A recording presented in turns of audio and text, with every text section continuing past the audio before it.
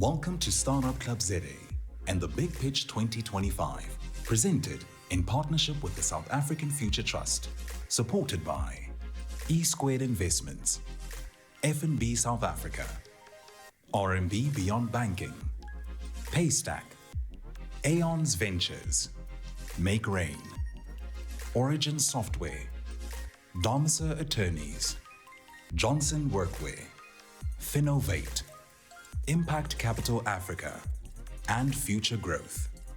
Without further ado, here's your host and founder of Startup Club ZA, Matthew Marsden. Hey, cool. All right. Ladies and gentlemen, good evening, Johannesburg. They said it couldn't be done on a Wednesday evening when it was raining. Give yourselves a round of applause. You came out tonight. Come on. Yeah. Love it. That was the last technical glitch for the evening, I believe. Okay, so we're all good to go.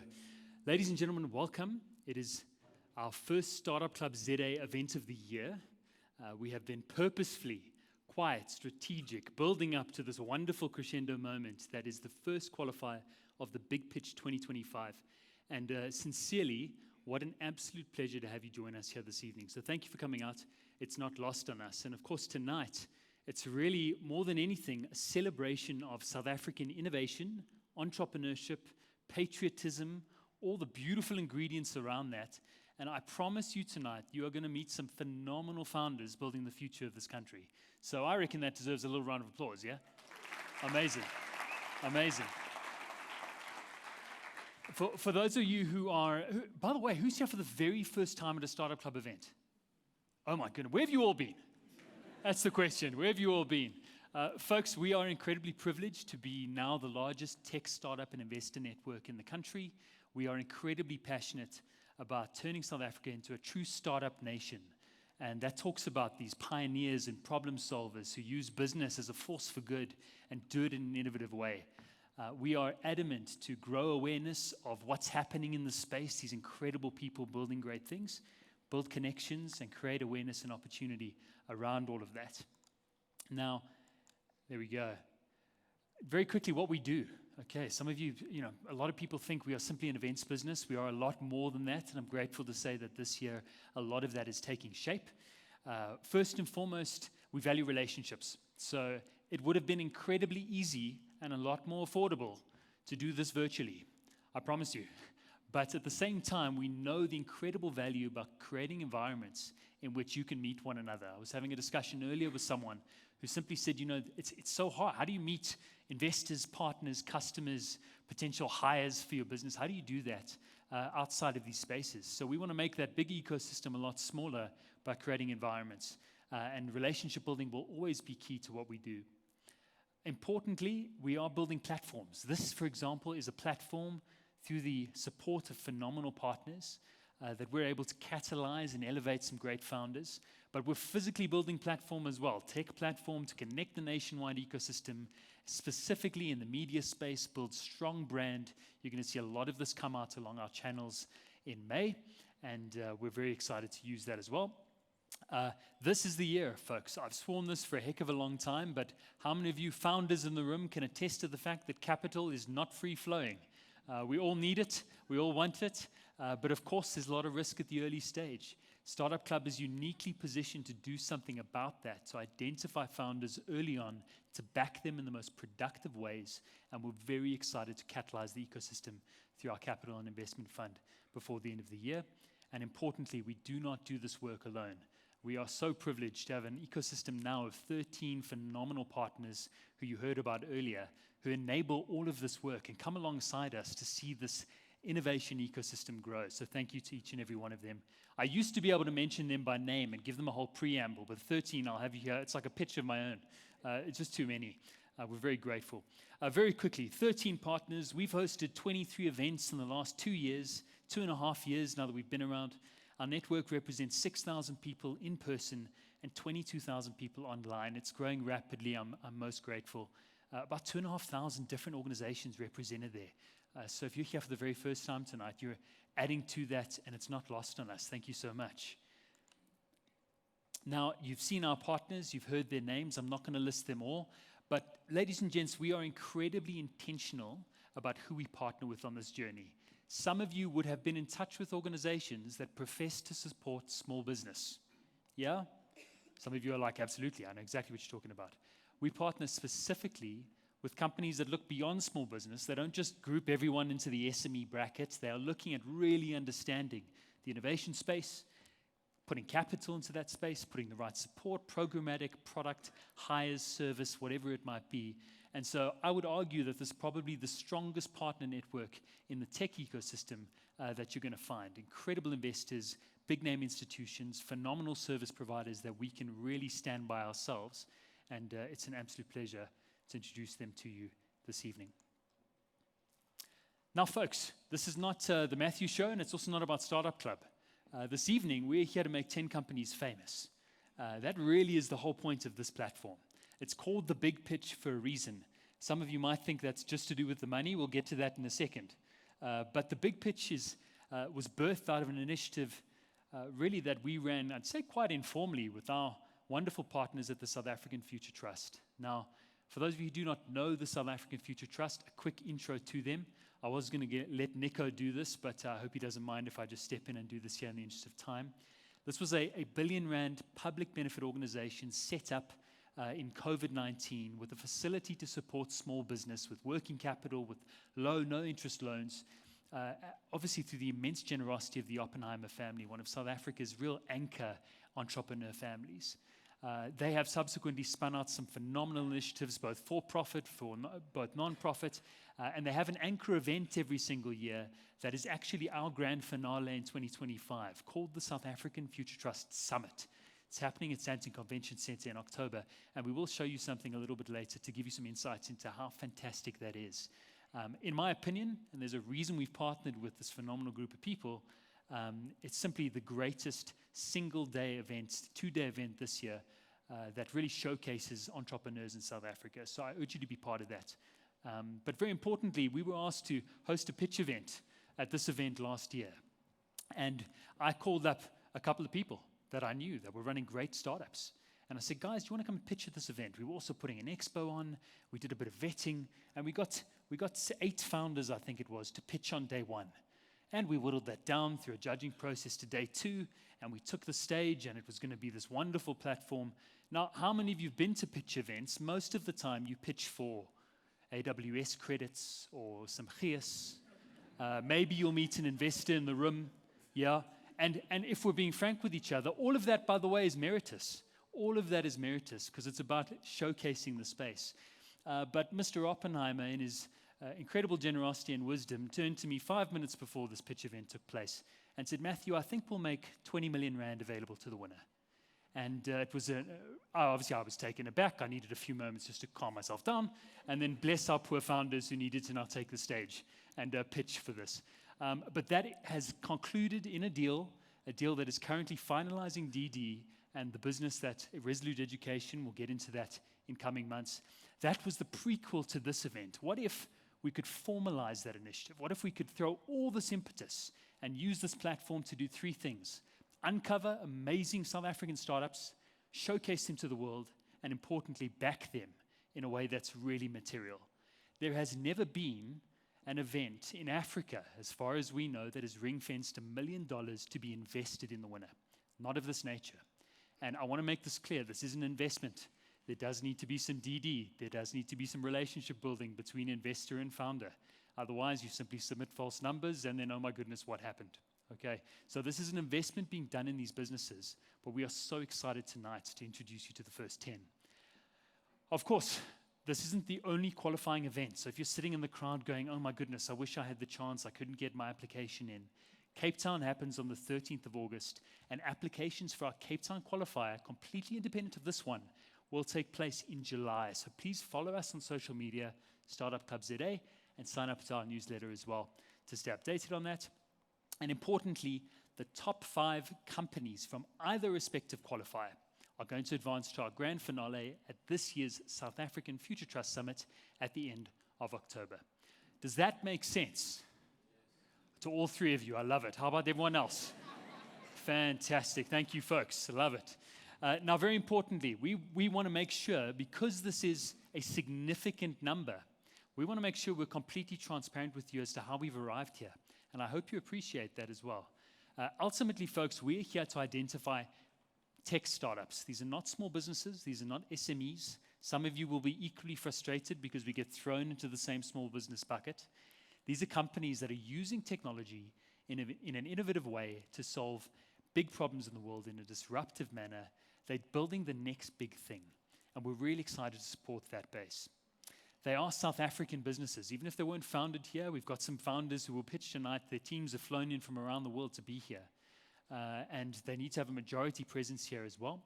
They are active in the market. So we received 300 applications for this first qualifier, and we're down to our top 10 folks. It should speak something to the caliber of these businesses pitching tonight. Active in the market, used by customers.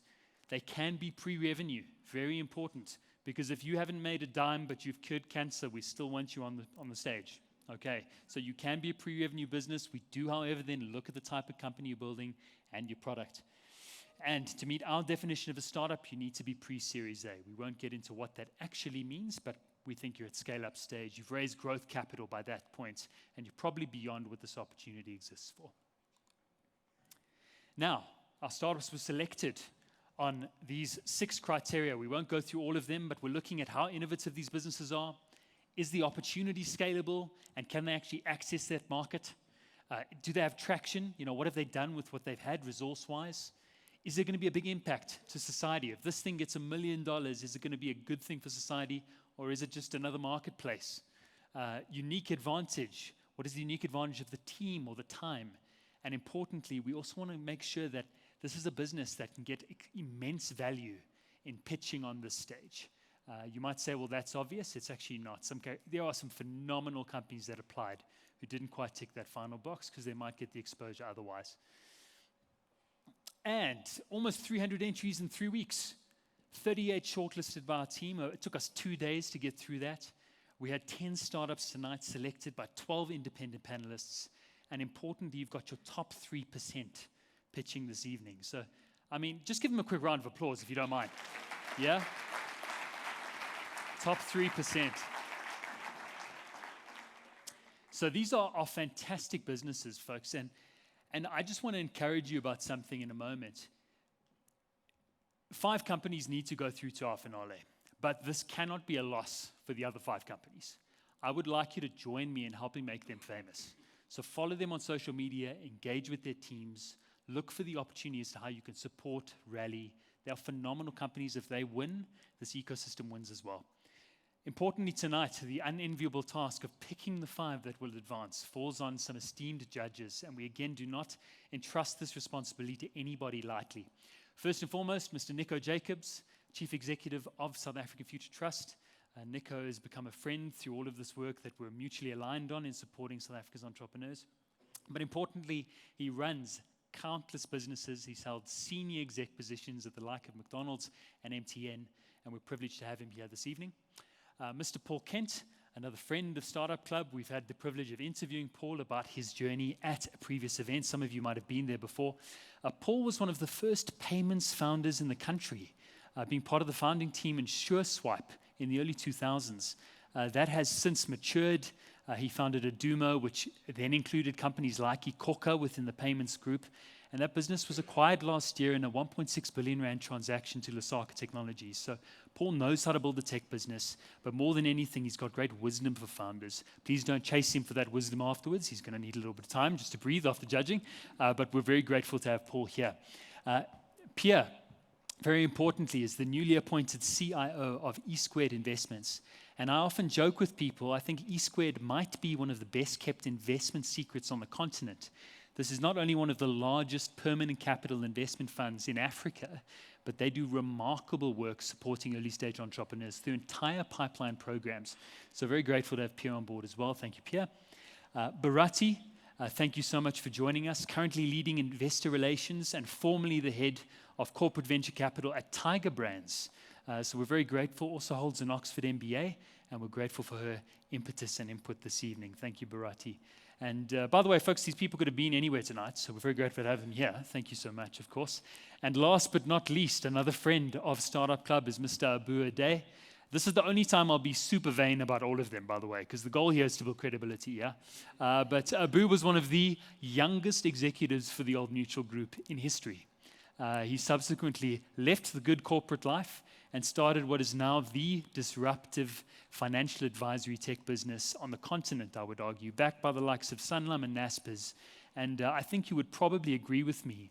This is a panel of judges who gets entrepreneurship, who understands investment, and there's a reason we haven't just asked anybody to take this seat. And if you don't mind giving me a round of applause as we welcome them this evening.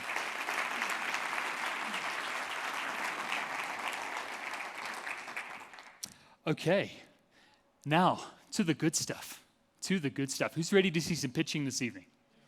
Yeah? Love it. I know our founders are ready and waiting. Okay. Ladies and gents, format this evening, if you've never been to a pitch event, it's highly exciting, highly engaging. We ask you to get involved. 3.5 minutes. It seems like an injustice, but every startup has 3.5 minutes to do their very best version of pitching their business. They're going to tell you all about that on stage. Post that time, our judges get 3 minutes exactly, and I'm going to hold us all accountable this evening to ask them pertinent questions about the business. If you have a pressing question, ask them afterwards. Okay, we're going to leave it to the judges for now. You might have your chance to chip in a few minutes.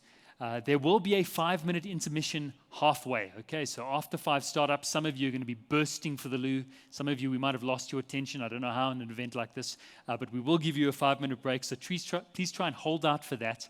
And importantly, try not to distract our founders as they're pitching. It is a large room. Tonight, join us post the session for networking. And importantly, you would have received an email from our team today to get out of this venue for free. Okay, there is a parking code if you didn't get that. We've been told to inform you of that from the venue. If you can't remember that, just come and find myself or the team, okay? We'll just we'll help you with that before we go.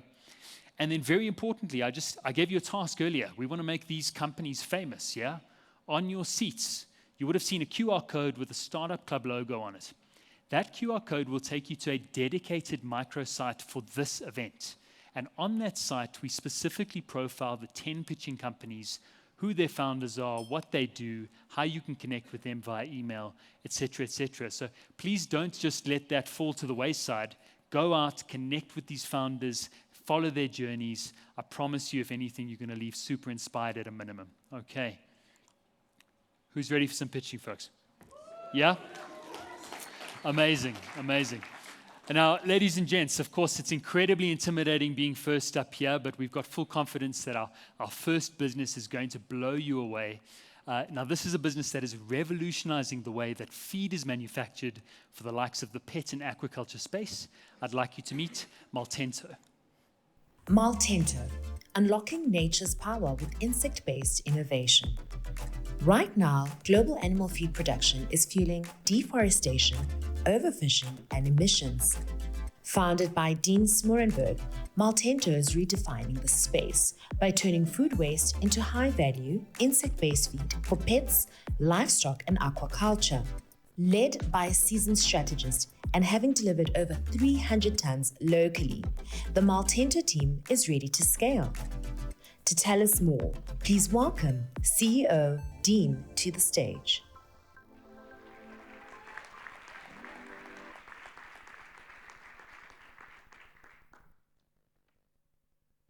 Good evening, everybody. My name is Dean Smorenburg, and I'm the founder of Maltento. I don't think it, is that on, working? I don't think anybody would argue with me when I tell you that our food system is broken. We have a hugely inefficient value chain of food where we waste anything up to 50% of what starts on the farm. It doesn't land up actually making it through into our bodies, etc. And we are just putting an unsustainable pressure on our natural resources because of that.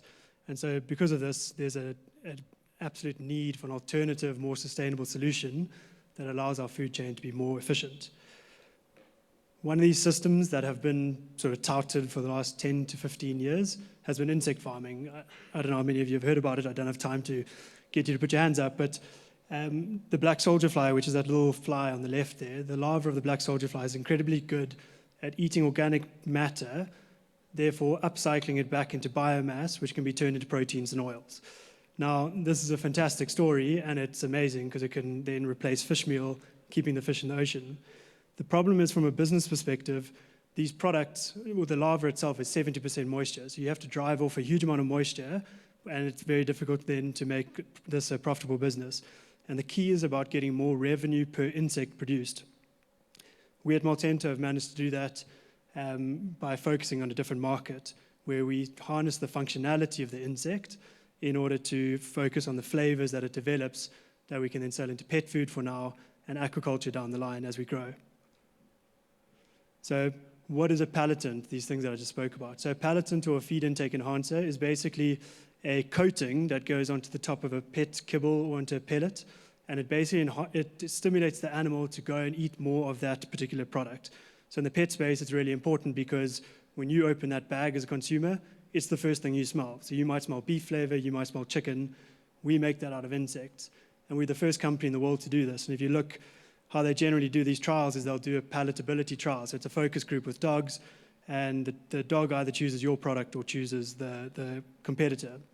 Now, these products are generally made out of liver or viscera byproducts, and so that's what we compete against.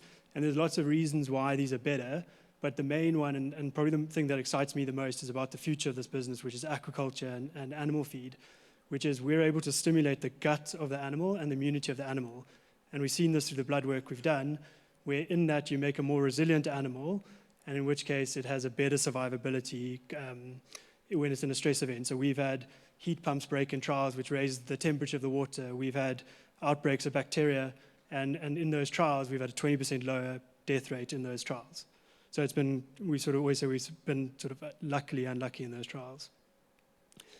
Our team, as you can imagine, is quite diverse. On the one hand, we're a farm. We farm 120 tons of insects a month. It's a couple of billion individuals a month. So we have farming type expertise. We have operational expertise and engineering. And then we even have flavorists in our business. People who would have created the flavors for flying fish, for Tiger Brands in the stock cubes. So those same reactionary flavors that are used for that, we use in our business. So we were founded in 2018. We've raised about $5 million to date. We produce 120 tons of insects a month, as I said, and we've commercialized our products in South Africa and around the world. And what we're looking for now is to expand that and to commercialize our products into the US and into Europe, mainly into the pet food space for now, but then into aquaculture later on.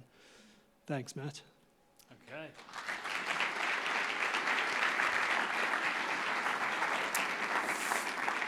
Thank you, Dean. So just before we start, on your desk there, that little, you can smell that and taste that if you want to. It tastes like, and I implore someone to give it a taste, but it basically has like a chicken stock smell to it. And Okay, it looks like knorr, folks, knorr. Okay, right here, there we go. So how many of you thought when you entered this evening you'd hear about the black soldier fly first? Probably not, eh? Dean's building a phenomenal business, and also he's put a puppy on the screen, which means he's going to score quite highly, I think. Judges, very quickly, please, any questions for Dean and Maltento? Yeah, thanks. Super interesting model here. Just a couple of questions. One, just you spoke about 120 tons current production, which is taken in South Africa. How does that scale? Like, what are the requirements to build up 120 tons and beyond? And from a farming point of view, kind of land required, how do you scale that?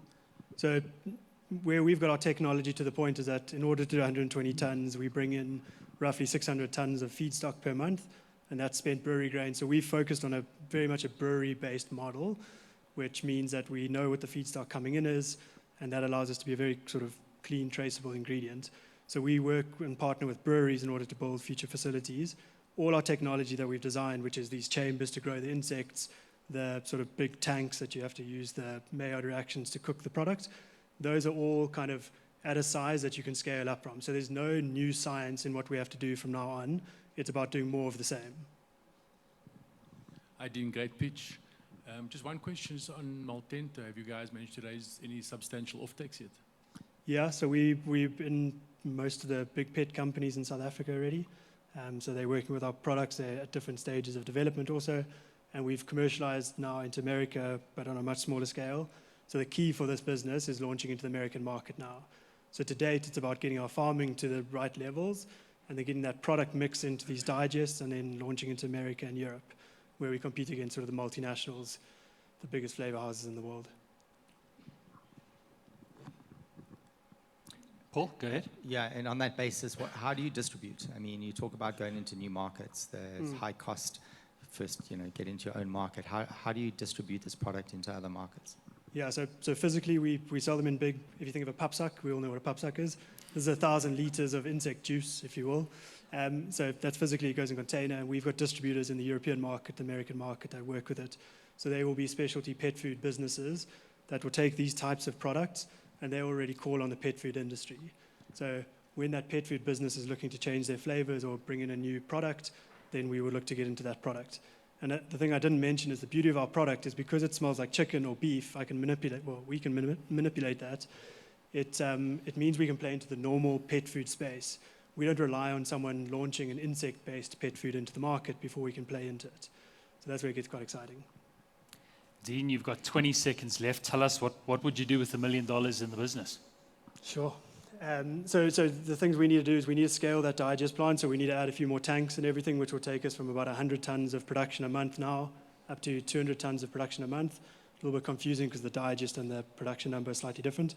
And then it's to recruit into the US. So we want someone who can support our distribution partners there with technical sales, basically. Okay. Ladies and gentlemen, CEO Dean from Maltento. Thank you so much. Thank you very much. Well done, Dean.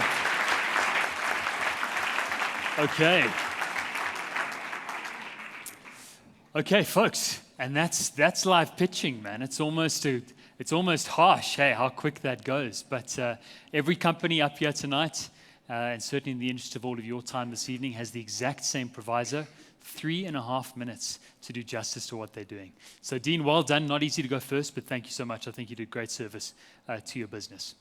Now, next up.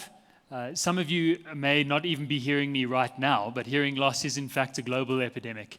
And this company is looking to solve that problem for specifically the industrial workforce. Let's welcome up Tympro. Tympro Hearing Protection, improving workplace hearing and communication. Right now, hearing loss is a global crisis, and poor-fitting earplugs are endangering wearers and harming the environment. Founded by Dr. Nicholas Mangeya and Jürgen Winder, Tympro 3D prints custom-fit, reusable earplugs for Africa's industrial workers at scale. As a duo with over 50 years in R&D and clinical prevention, they are on a mission to protect hearing for life.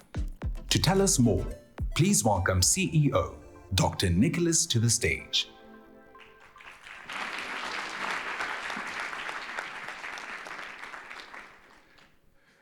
Good evening to all of you. My name is Dr. Nick Mangeya. I'm the co-founder of Tympro Hearing Protection South Africa. If I could have my slides, please. There you go. Okay, there we go. So at Tympro, we work with workers and industry partners to protect hearing and to preserve dignity and to ensure that to make sure every sound matters. The problem we're trying to solve is that actually most of us need to work, and there's more than 3.5 million industrial workers who must go to work, and they are exposed to risk of hearing loss due to poor fitting disposable earplugs, which are uncomfortable, wasteful, and often unused and left hanging on their neck. So we know because of this, we have 1 in every 5 of these workers suffer from noise-induced hearing loss. And this is something we've understood from the compensation claims, where we see that actually 80% of compensation claims are due to noise-induced hearing loss. So it is a big pandemic which is silent because the people look like hair. They look normal, no burns and no fractures, so you would not be able to identify them. So we've made it our mandate to say that by 2030, 1 in every 5 of these industrial workers are using our hearing protection services across sub-Saharan Africa. And we want to start in South Africa, where we know that this need accounts to about 1.5 billion in terms of earplug market. And we will begin to start in the 200 million section where they're already fit for custom-fit hearing protection. And the way we've structured our solution is in 2 parts. So the first part is really we're using 3D printed and AI-enabled custom-fit earplugs. And it solves a lot of problems, particularly by removing the discomfort. So what you're able to have is workers wearing these all the time when they're exposed to this noise. And the second part is one autoplastic lasts 5 years, and then we're able to replace 5,000 disposable with one and cut costs as well as waste. And this really adds up with the rest of the features there. The other thing that makes us unique is that with 3D printing, we're the first on the African continent, and we've been able to demonstrate high comfort and reliability. And this is something we've shown through more than 355 pilot users who have confirmed this, as well as endorsement from safety, health, and environmental officers in the SHE space, in mining, et cetera, those industries we work with. The second part is a training component to increase the knowledge, and this really is based on our annual subscription model, which is our second revenue stream. And that we've piloted this with this operating model, and we've been able to prove our capacity to produce, and we're now pretty much in the stage ready to scale. And this is the competencies with more than 70 years across them, of experience across the different sectors, in order to bring this from South Africa and all the way into sub-Saharan Africa. So far, we've been able to show some traction in terms of moving from just test users, growing a user base, increasing customers, as well as revenue, up to the point now we even have long-term contracts such as tenders. So we're really inviting you to join us today. We are Tympro. We're not just protecting ears. We're protecting moments and the rhythm of everyday life. So we're asking for 5 million to scale the operation in exchange for 10% equity or a safe agreement. And we're also looking for co-founders with aligned purpose in terms of protecting hearing so they can join us in this journey, particularly in the mining and steel industry, where they are heavily exposed and with minimum protection. Thank you. We hope you'll be joining us. Okay. All right, Dr. Nick, thank you so much. And if you didn't hear that, please see Dr. Nick after this, okay? It's going to be able to help you. Over to our judges. Any pertinent questions? Thanks for that, Dr. Nick. Very interesting. My burning question is around the custom earplugs. So how does that work practically? How do you customize for a specific worker? How do you scale it for 50,000 workers? And what's the lead times like? Yeah, so firstly, just to highlight, this is actually the standard of care across the world, except in Africa where it's underutilized. So the way it works is that we work and partner with the companies, and what we do is we go to site and take impressions of every ear. And then we use that, we create a 3D digital scan of that, and then we AI model it, and then we send it to a 3D printer, and then we create the device, and we go back and deliver it at the customer. So this is what we do, for example, here. And then we have our plant in Johannesburg, and then we can always have scanners on site in different parts of the continent. So when we scale, we'll keep the printers here, and then we only have the scanners to scan the device as soon as you take the impression, just as you do when you go to the dentist. Yeah. Okay, great question. I think, Barati, you have a question? Yes. Can you just talk us through that revenue model that you spoke about, particularly because you said that your earpieces last for around 5 years? So just really understanding that revenue model and that annuity income that you're talking to. Okay, great. Yeah, so the main way we work is, so it's one piece which lasts 5 years, because that's also, it's only because your ear changes after 5 years. That's why we need to check, so you may be able to use it again. So our approach is that, firstly, right now, the market is underserved, where only 20% or 30% of the market actually has hearing protection. So we make your device, and then we sell it to you, and then over the next 5 years, the only part we do is coaching and training to ensure that the behavioral change needed to reduce hearing loss is there, and then we keep going. As new workers come in, we do the same. And this is the way we move from plant to plant. So for example, we'd go through Nestle until we've covered everybody in South Africa, and go to the other sites in other countries until everybody has custom hearing protection. Then we just continue behavioral change, which is needed to ensure that whenever they're exposed, at work or at home, they're able to wear them and then utilize the protection.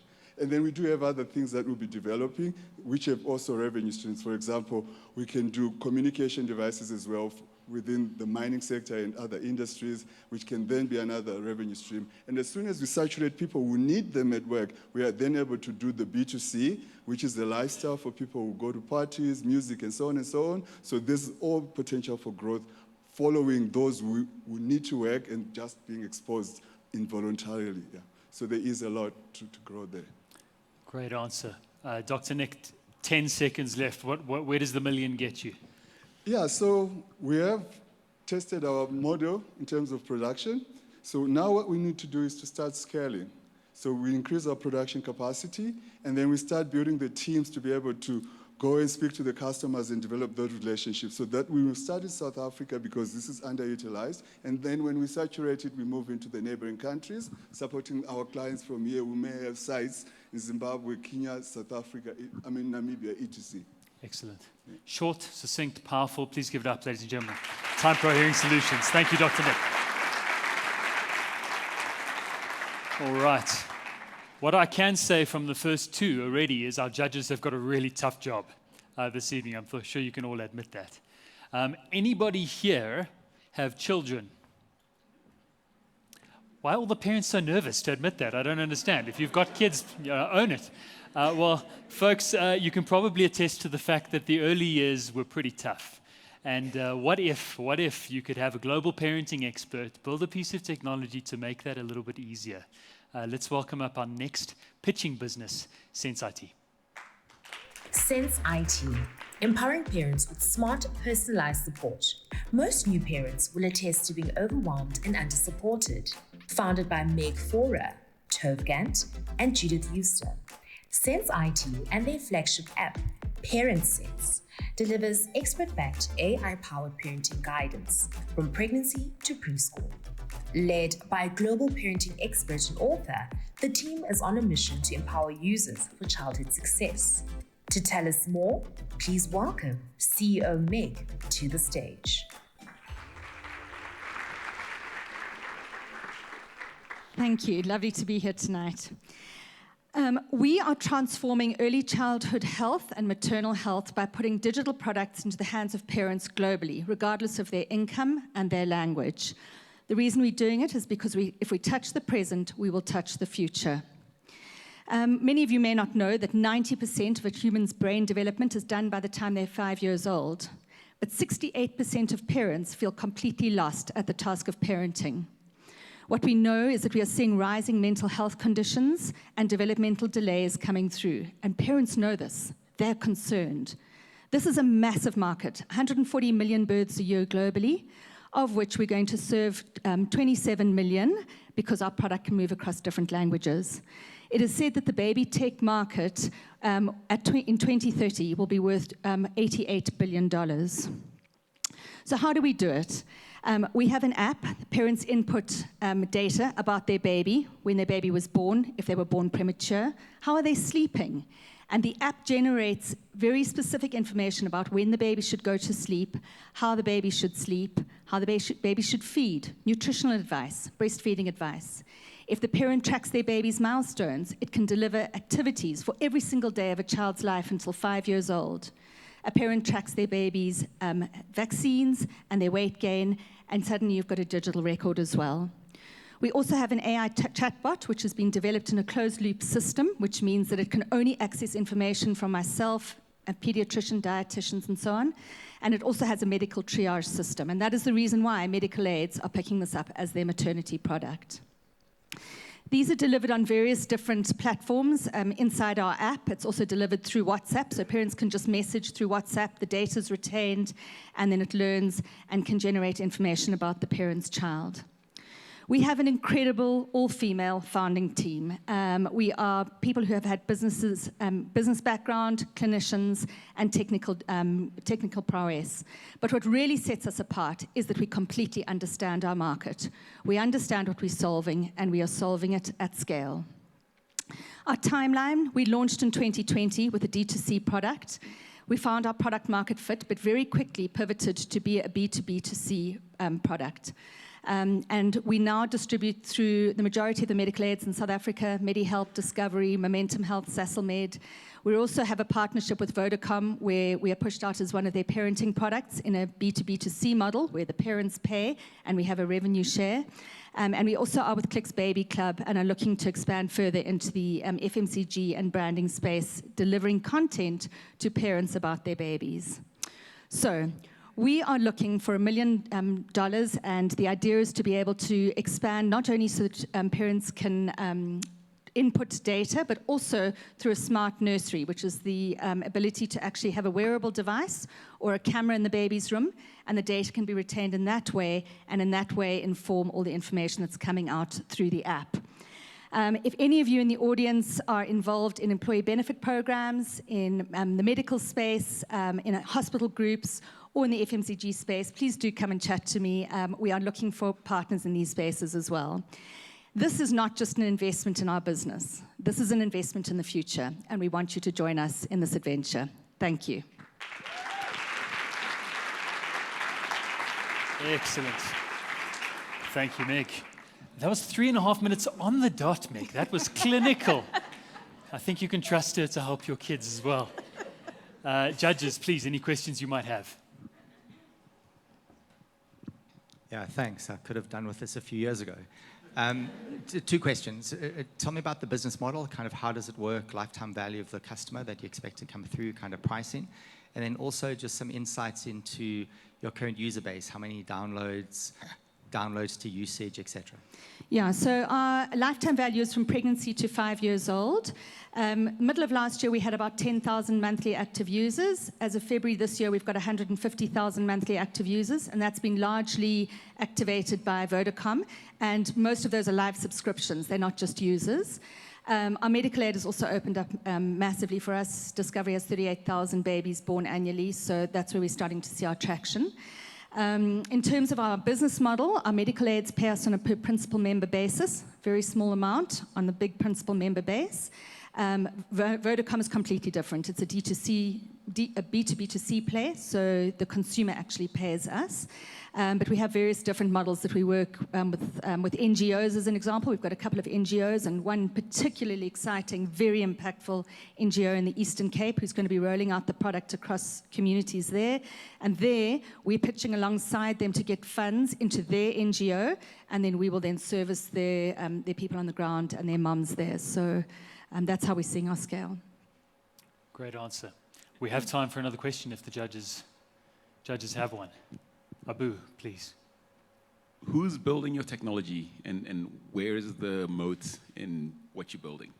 Yeah, so our technology is built entirely by South African developers. Although we are actually an offshore company, we do have an offshore base, but we have a fully South African team here.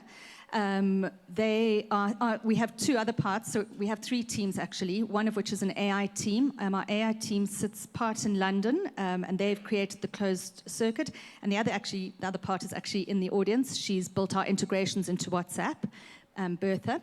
And then we also have got the Delta, which is also a venture builder who's come alongside us, and they're building some of our more corporate integrations as well. So we've got some in-house and then some outsourced as well. Okay. I think you already told us with the... Meg, that was so clinical and clean. I don't think anyone has any more questions. Really, what a great pitch that was. But is there anything else you wanted to maybe say to the audience, to the judges? Anything you'd like to make the last 20 seconds count with? Yeah, is there another question? Yeah. Oh, there we go. Cool. Thanks. What's the data usage like? You know, I think as you talk about the NGOs and a lot of the impact, particularly into the lower income, what's the data usage, and how do you get around that? Yeah, so for instance, with Vodacom, we have to ask them to come alongside us and actually zero rate the data, but we're very, very conscious of it. We actually have 4 digital products or 4 user interfaces, and one of them is a web app, which is very, very light. We do have 2 native apps, which are obviously heavier and take up space on the phone, and those are used for our more higher LSM groups. Yeah, so we've covered it off. And then WhatsApp, obviously, is expensive because you've got to pay Meta as well, but we are right now in the middle of our second contract with Vodacom, and that contract is to push out our product through a Vodacom web app, which will look just like WhatsApp, but it'll be a parenting platform on a web app interface. Cool. And that's all the time we have. Ladies and gentlemen, please give it up for Meg. Thank you very much. Parentsens. Thank you so much. Thank you so much. So basically, folks, if you are a parent, tonight could be the last time you get Meg's advice for free. Okay, so go and grab her afterwards. I think that was a brilliant pitch. Well done. We are going to move ahead here without further ado. And this next business is making bulk buying and bulk FMCG goods accessible to the mass market in an incredibly innovative way. Let's introduce Sonke. Sonke, helping South Africans refill the future. In the informal sector, the poorest pay more for everyday goods and create more waste, simply because they can't buy in bulk. Founded by Eben de Jongh, Sonke's refill stations offer popular FMCG goods at bulk prices without the packaging. Having already created 80 refill sites and 100 plus rep sales force, Sonke is ready for scale. To tell us more, please welcome CEO Eben to the stage.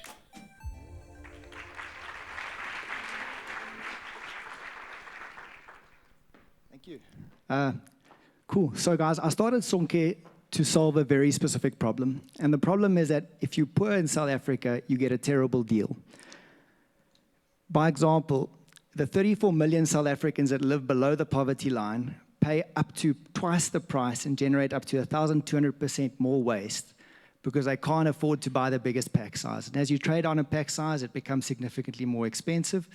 And we call that the poverty tax. So if you look at Sunfoil as an example, if you compare the 5-liter bulk price point with the 375 smallest price point, that's almost twice the price and 1,200% more waste. Sunfoil or sunlight, you get the exact same thing, right? So this is a problem across the board. And to solve this problem, you have to do two things. Firstly, you have to get the bulk price point. And when I say bulk, I don't mean the 5-liter. I'm talking about the 30-ton tanker, right? Get the bulk price point, and you really shorten that value chain as much as possible to get as close to the consumer as possible. And secondly, you have to remove the plastic packaging. If you do those two things right, you solve both of the problems.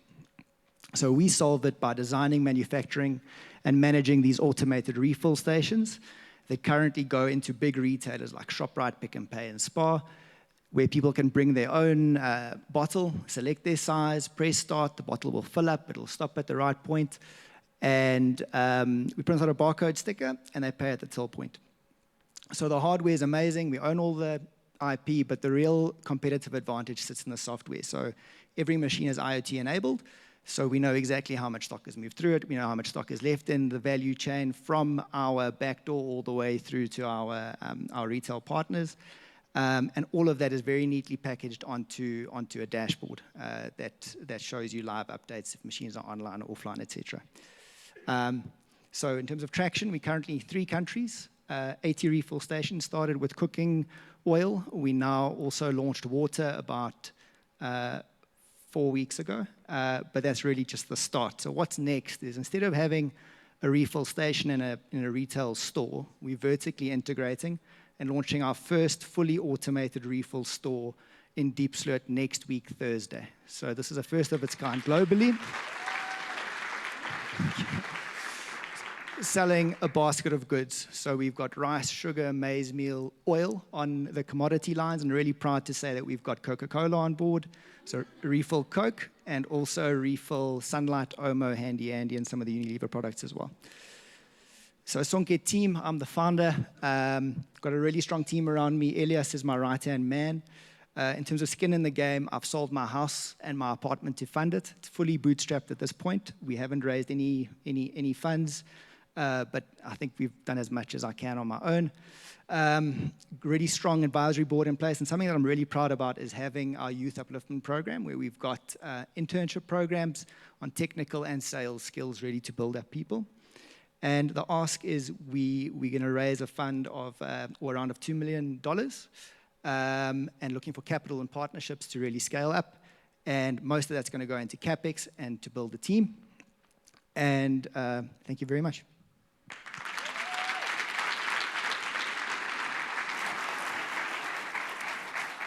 Okay, you hold on to that to answer the questions. I'm sure there will be many. Great pitch from Sonke. Thank you, Eben. All right, judges, any questions for, and I'm expecting some from our Tiger Brands Venture Capital hat over there. Yes, please go ahead, Barati. Thank you. From a food manufacturer perspective, a lot of the concern is really around food safety as well as brand protection.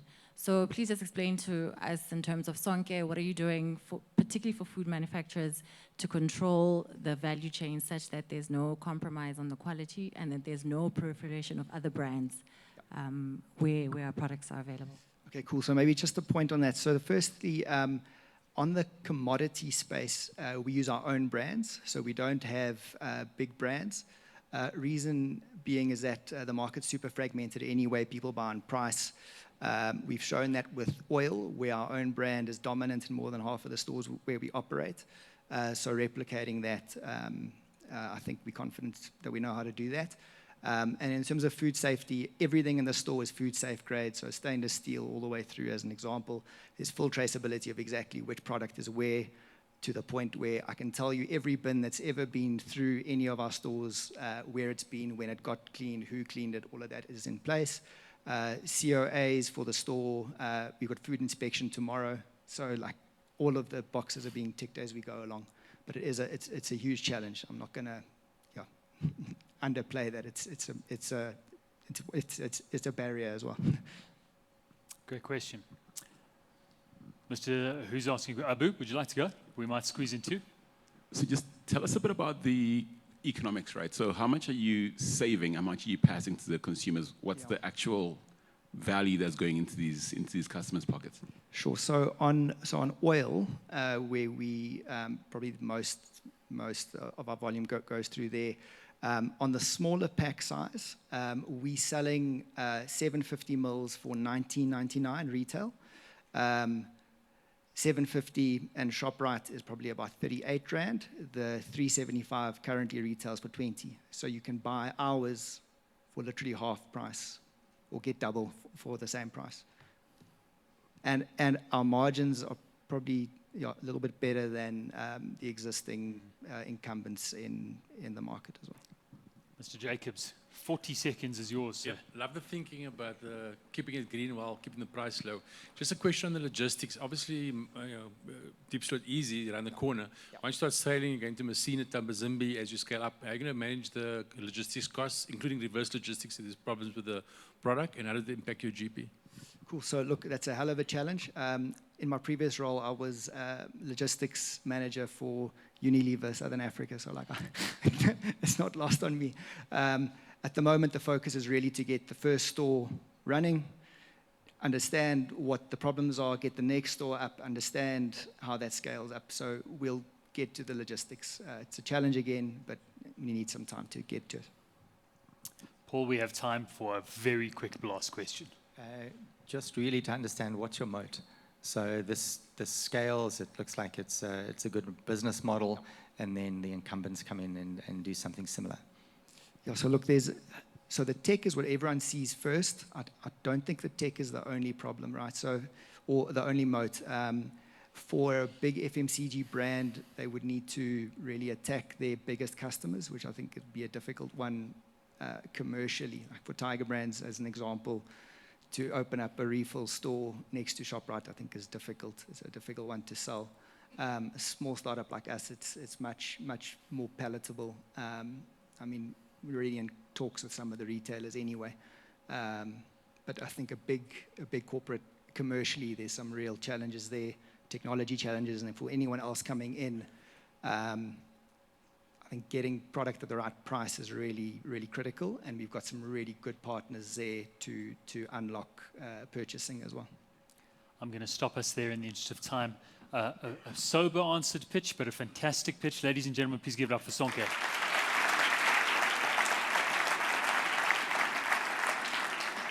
Excellent. I hope there's a convo to be had with Tiger Brands post this conversation as well, but wonderful job, Sonke team. And how exciting, you can go visit that flagship location in Diepsloot next week, which I think is quite cool as well. Now, ladies and gentlemen, before we take a break, I want your full attention, please, on our fifth pitching business. Of course, a lot of startups are trying to attack the gap in affordable healthcare and access thereof. This business is making severe traction in that market and changing the status quo. I'd like you to welcome up Welo Health. Welo Health, providing on-demand health and care services to insurers and companies. It's understood that over 44 million South Africans lack access to affordable healthcare. Founded by Zanele Matome and Moeketsi Molefe, Welo Health brings medical professionals directly to homes and workplaces on demand. Backed by Google startups and supported by 750 nurses nationwide, this team is redefining care as people need it. To tell us more, please welcome CEO Zanele to the stage.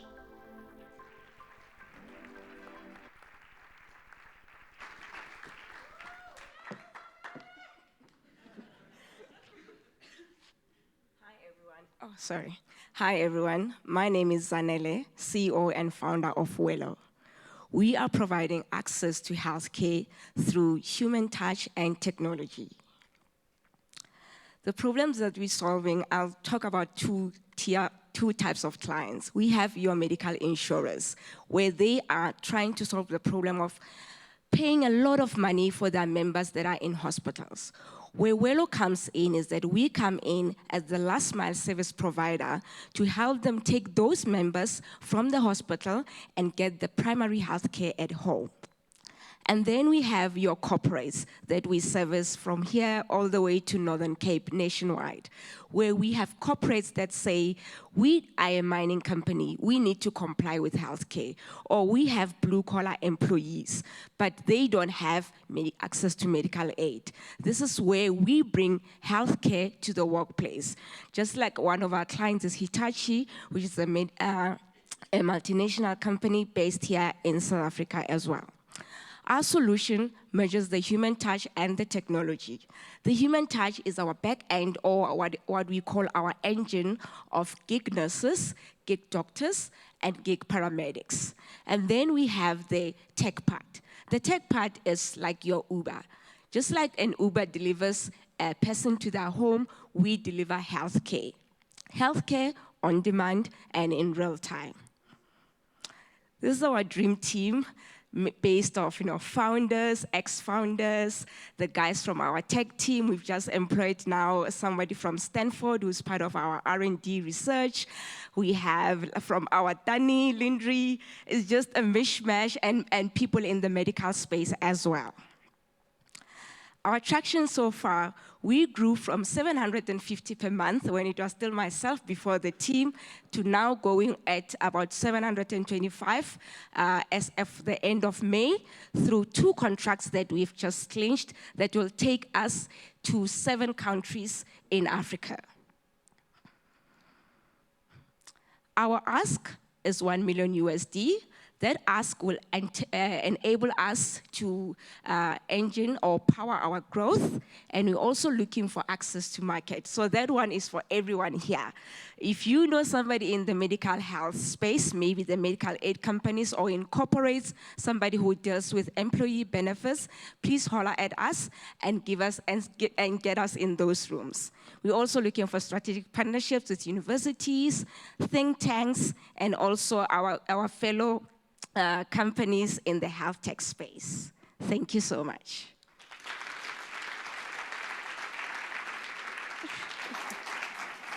Okay, thank you, Zanele. And she finished with 20 seconds to spare.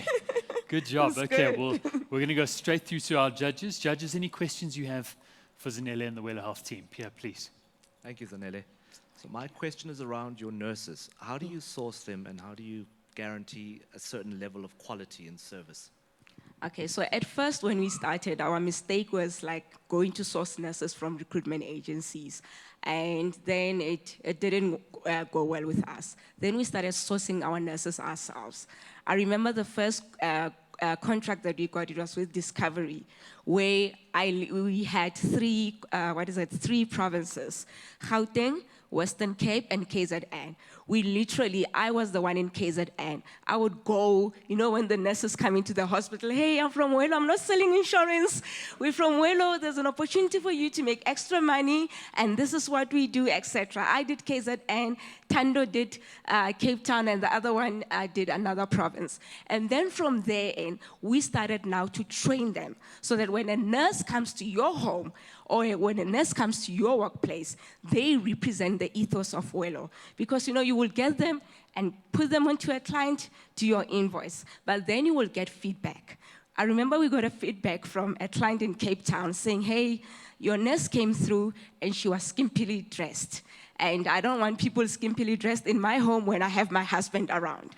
So those are the things. We went back to the drawing board and said, okay, we're going to have the Welo way of working, or the Welo way of doing things. So if you are a nurse and we send you to a patient's home, even on a Sunday, you put on your epaulets, you do this and do that. So this is how we make sure that there's quality. And also, we also do criminal record checks, because now we're sending you to a person's home. Even though we paid by the corporate, etc., it's still B2B2C. So it's things like that and regular training, so that it feels like a Welo way of doing things. Comprehensive answer. Abu, we have time for one, just your question, if that's okay. Please go ahead and ask. Where does the cost advantage come from? Because for this to really deliver something, that's going to change how healthcare is being done and made more accessible, there has to be somewhere that this is actually cheaper than how it's being delivered. So that's what I'm... Yes. Okay, so the cost advantage, let's start with the health insurance, your medical aid. If they have a member in hospital, they pay around 5,800 per day per bed for that member. When they use Welo, they pay 760 for a Welo nurse to go to their member's home to go and administer the care. And on the corporate side as well, the cost advantage is that I remember there was a time where we did a wellness day or occupational health at Anglo Platinum in Rustenburg, where now it's 700 or around, 700, 800 employees on site at one time, where now you bring the nurses instead now of the company releasing those people and giving them a day off, losing on productivity, etc. So now we would come in and do everything at once, and the technology part of it is that you as the employer or you as the corporate, you have the health of your business in real time, and then you can start having proactive measures brought onto you by Welo as well to help you with that. Okay. Ladies and gentlemen, great answer and a commitment to be fully clothed, weather or health. Thank you so much, Zanele. Thank you. Okay, folks, we're going to take a very quick break momentarily, but can you agree with me that this is an incredible showcase of South African startups? Would you agree the caliber? Come on, a round of applause, please. Thank you. Please, to our founders. We ease into the second half and get down to business now. Our latter 5 companies, I can assure you, we are in for an absolute spoil with these businesses, solving significantly hard problems in amazing ways. And next up, folks, without further ado, a business that is working on a safety problem that affects so many of us in a novel way using tech we are all very familiar with. Let's give it up for Community Wolf. Community Wolf, the AI-driven real-time community safety platform. In South Africa, crime continues to rise, while police resources are stretched increasingly thin. Founded by Nick Mills and Michael Houghton, Community Wolf is solving the public safety gap by connecting local neighborhoods through AI and WhatsApp-powered coordination. Having made rapid progress in a matter of months, these purpose-driven founders are leveraging AI at a pivotal moment to solve a very real South African problem. To tell us more, please welcome CEO Nick to the stage.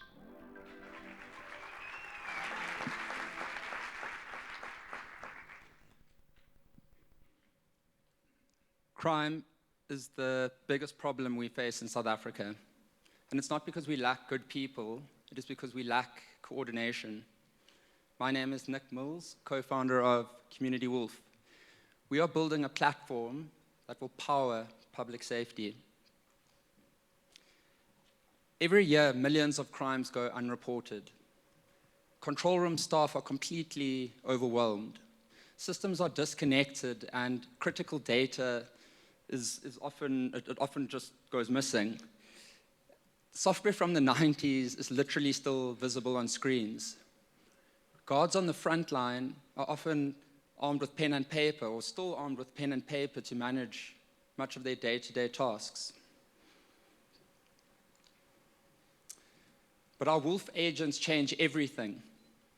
30 million South Africans already use WhatsApp. 30 million people can send Wolf an image, voice note, or message in their first language. They can drop a pin, create notification areas. They can verify other people's reports or ask Wolf to follow them home. On the enterprise side,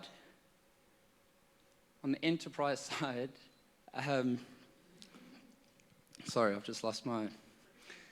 Yeah, so on the enterprise side, I'll start with quite an important skill because at the start of this journey, we obviously put under the cosh from a revenue perspective.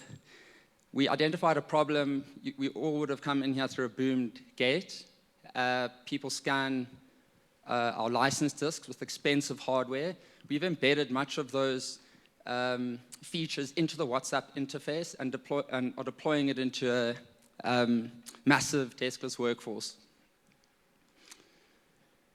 Mike and I were at school together 15 years ago. I've worked with developers and quants my whole career, but building with Mike has been different. He's an AI engineer and an incredibly talented individual. We both have battle scars from previous ventures, tons of learnings that have helped us shape our founding story at Wolf. Alongside the two of us, Greta has rounded off our small team with a PhD in the standardization of data in spatial crime research.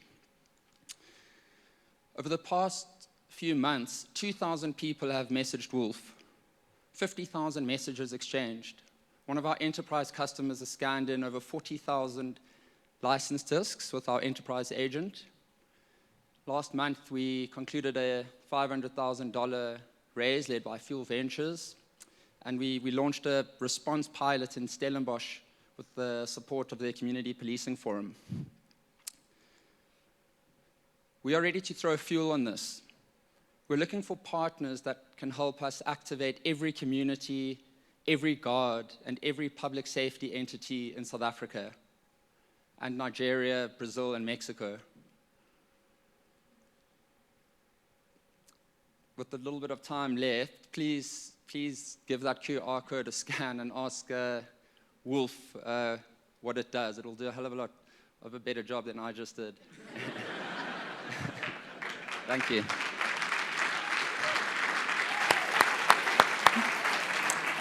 Okay, thank you, Nick. Folks, I will say this. Daunting to be in a room in front of 300 of you, but actually we're not measuring the most charismatic presenter here this evening. We're assessing the best businesses. And so Community Wolf is doing something significant in this space and solving a problem very relevant to all of us. So certainly try Wolf now.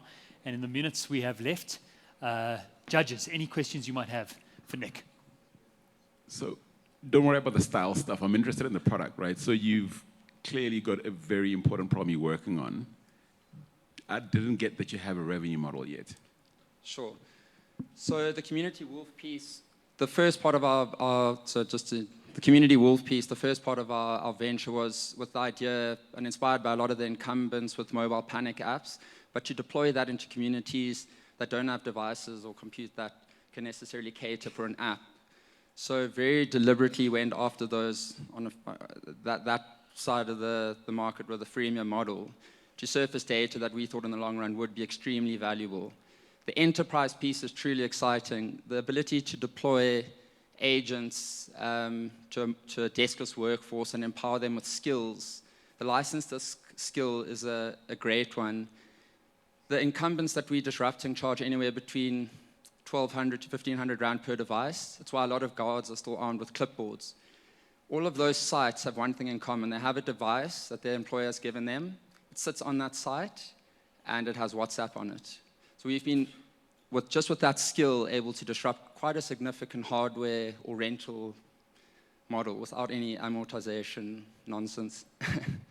Yeah. Great question. We've still got time. Nonsense. We've still got time for all of it. Nico, please. Yeah. How does your platform filter between what's real and what's just basically being pushed there as fake? Yeah, so that's a great question, and I think a question that goes hand in hand with that quite a bit is profiling, and I think that's where a contribution from the community really helps. The more data we have to train these models, ring fence them to certain environments, the the clearer that model will understand and be able to decipher what's a threat, what's an escalating incident or not. The model currently assigns severity ratings for the controller to make a decision based on, and that severity rating and the precision on that severity rating will be a function of how many people interact with our agents. We have time for a last question if the judges have one. Just practically, how does it integrate and how does it interface with other security firms, policing that's already out there? So I think the thing that we quickly identified in the more control rooms you went into is that there was no one single platform. I didn't do a great job of explaining the control room, other than there's several screens, there are tablets of various sizes that host the WhatsApp interface. They're all on hundreds of different groups. It's obviously noisy and whatnot. To bring that all together into one consolidated platform is what we are going after. From an integration perspective, I think what will be incredibly powerful is when we bring a public camera infrastructure data set into that. We'll just, I think that'll be a perfect complement. But from an integration perspective, there's no one platform out there that we saying we want to latch onto. We want to be that platform. Okay. Ladies and gents, in the interest of time, early days for Wolf, but what an exciting approach to solving a very, very real problem. Let's give it up for Nick and Community Wolf. Thank you. Thank you, Nick. Okay. Now, this next presenter, we know it's Startup Club, and he's going to do a great justice, but for the many, many millions of couples around the world every single year who are trying to have kids, this next startup is enhancing their potential outcomes. And so we're very excited to welcome up the team at VitruvianMD. VitruvianMD, precision fertility powered by AI. For couples trying to fall pregnant, IVF outcomes remain inconsistent due to manual sperm selection. Founded by Ifthakaar Shaik, Frando Lin, and Professor Byron Jacobs, VitruvianMD uses AI to predict sperm DNA quality, helping improve success rates. With a world-class team, including some of Africa's top AI experts, they are on a mission to advance fertility globally. To tell us more, please welcome CEO Ifthakaar to the stage.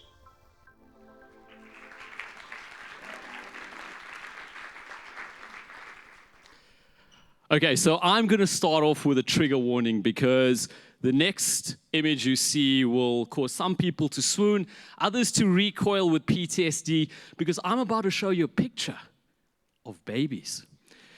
You see, these cute but fragile bodies hold the future of humanity, and the fact that we can create them is testament to this miracle we call life. Now, with procreation so closely linked to the essence of being human, imagine the devastation for a couple that wants a child but then struggles with infertility. See, this is a reality for 15% of couples globally. So they turn to IVF, which is a very expensive process, made worse by the fact that individual success rates are so low. Now, historically, the burden's always been on females, and I'll say this unfairly so, because what we find is that in up to 50% of cases, male factor infertility is actually the problem. So sperm samples are sent to labs for testing, but tests use chemicals which damage sperm. So when it comes down to fertilization in a lab, sperm is selected subjectively in a manual process. Now, the science tells us that the quality of sperm chosen correlates to the quality of embryo created, but it's not been possible to select the best quality sperm until now. My name is Ifthakaar Shaik. I'm the co-founder of VitruvianMD, and I want to help you make a baby. We've developed a world first that uses artificial intelligence to select the best quality sperm for IVF, and we do this by predicting the level of DNA fragmentation without using chemicals. And we combine this with real-time motility analysis, transforming a subjective process into a data-driven decision-making. Now, we've recently completed a validation study led by the University of Pretoria, and we found that our sensitivity of predicting DNA fragmentation is 70%, which is an infinite improvement over the baseline of 0. Now, it becomes interesting when we combine this with human intuition. What we find is, at all levels of our AI accuracy, we actually outperform manual selection. Now, we all know in fertility, size matters when it comes to the market. And IVF is high value and growing, and our research shows that couples are willing to pay a premium for advanced sperm selection technologies. So across the markets we're initially interested in, this is a $1.5 billion opportunity. And we're taking this to market with a simple pay-per-use model, with our clients being the IVF clinics, and we're taking it to them through distribution relationships. Now, getting here, we filed a patent. We've got 15 clinics signed up across 7 different countries. We've got 3 distribution MOUs signed up. In South Africa, we signed up 20% of the market. Now, we're still early stage, but we've got strong demand coming from large IVF groups in Europe and the Middle East. In fact, we've just recently signed a major research hospital in Saudi Arabia. Along the way, we've gained the trust of many reputable institutions. We've got backing from great VCs, and we've won a series of awards. And driving all of this is our team of ex-investment bankers, researchers, and engineers coming from some of the best institutions in Africa, giving us a great balance between technical skills, business acumen, and of course, the right networks to make this grow. Now, we're also supported by expert medical partners. In fact, South Africa is a world leader in sperm fertility testing, having set the standard that the WHO uses globally for this analysis. So we've been fortunate to work alongside these researchers in developing our tech. Now, I'm telling you this because we are raising to help us transition from where we are as very early stage into more growth, but we're also looking for IVF centers and distribution partners to grow with us. So if this sounds good to you, join us, and we could give millions of couples a happy ending. Okay. Just that one. Okay. This is the point of a pitch when I say absolutely nothing, folks. Okay. There we go. I think we'll open up Sorry, for... I didn't bring any samples for you guys, but that's what it is. Okay, all righty. We're going to open up for questions, ladies and gents. Very clean pitch. Thank you so much, Iffy. Sure. And from our judges, your time starts now. Great. Thank you so much for the pitch. It was great. So in terms of your IP, I'd like to know who owns that, and also just the cost of replicating something like this. Yeah, so we own the IP. We've got a PCT filed, and we've just done in-country filings both in the US and Europe. Cost of replicating, it's very hard because we've got 2 things working for us, right? Very proprietary algorithms, so it's built all from scratch, a lot of mathematical modeling. In fact, you can read some of our papers online. But in addition to that, building up the data sets all proprietary. So we've worked with labs for about 2.5 years, really constructing the stuff from scratch and correlating what fluorescence looks like under a microscope to what it looks like unstained in our space. How many test cases and use cases you got that it actually does work? Yeah, so I mean, I'll tell you right now that, we ran our validation study across 10,000 sperm samples. I think it was like about 60 patient cases were in the validation study. But right now, as of today, I think in Saudi Arabia, they've done 30 pregnancy cycles, IVF cycles with us, and successfully, which is great. Amazing. Of course, we've been doing that in South Africa as well. What stage of the business are you actually?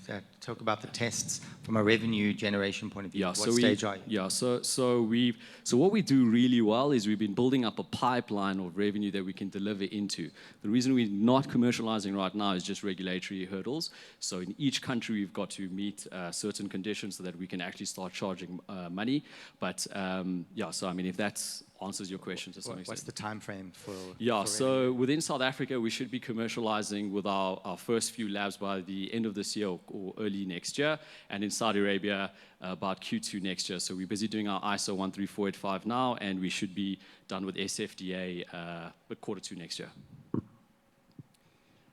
We've got 1 minute left. Any other questions about how to make a baby? Okay, I can't believe it. What would you do with $1 million? Yeah, so it's all really planned for us. We're in the process of doing all of our regulatory work at the moment. So all of that just kind of covers, completing all of that work. But of course, we're opening up new markets. So like I said, our sales far extends beyond where we are in terms of regulatory processes. So we'll just keep building up that pipeline. We've got millions of dollars that we can deliver into at the moment. Amazing. Ladies and gentlemen, Iffy from VitruvianMD. Thank you so much. Thanks. Thanks, Iffy. You can head over there. Okay. Clean and confident, I would say. Very good pitch. Thank you so much. Now, folks, our next startup is solving a pretty big problem. and it has to do with the movement of goods around the world, and especially in the continent of Africa. And if you can think about the logistics of that and the inefficiencies of when that doesn't work, it is a significant problem. And so we're very excited to hear about how this team all the way from Cape Town is solving this problem. Here is HisWay Labs. HisWay Labs, helping move African rail forward. Across the continent, rail theft and vandalism cause major economic loss and damage. Founded by Frans Strubeck, Tian, Kunneke, and Dani Kotze, HisWay Labs has built a rugged off-grid IoT sensor called TrackView that monitors rail lines 24/7 and drastically improves efficiency. With 30+ combined years in rail and multiple startup exits, including to Garmin, the HisWay team is keeping cargo and passengers on track. To tell us more, please welcome co-founder Tian to the stage.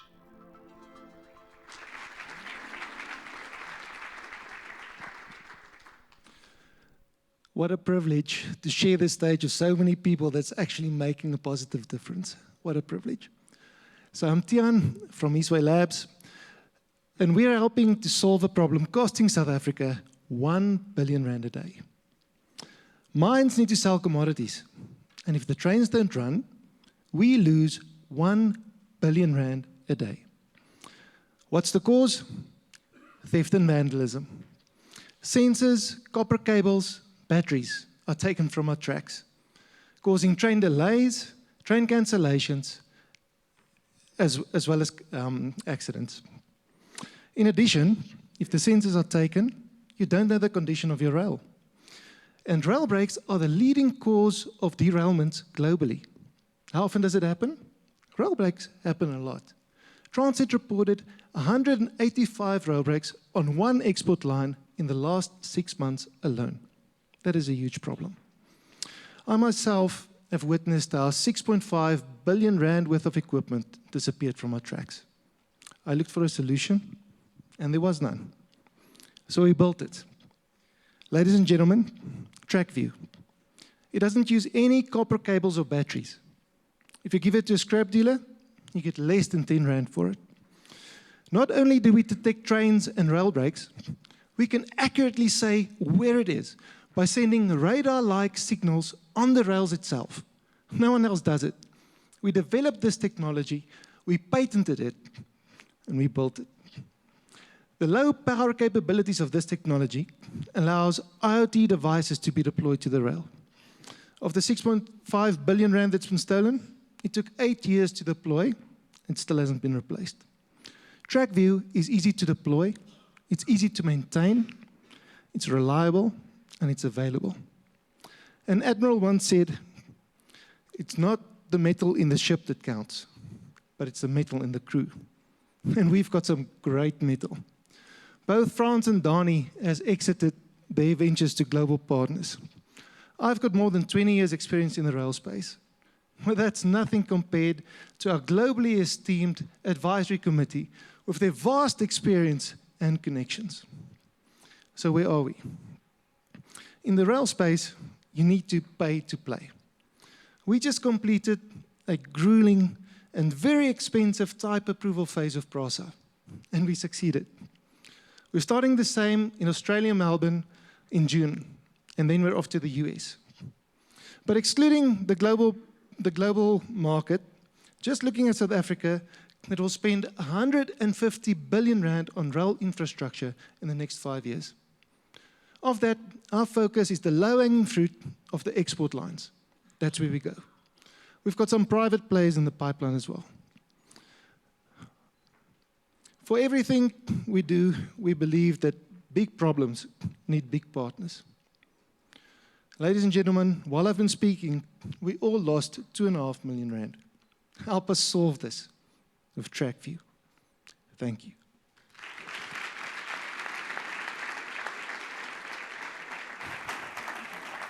Thank you so much, Tian. The clicker is somewhere in the crowd being clicked upon.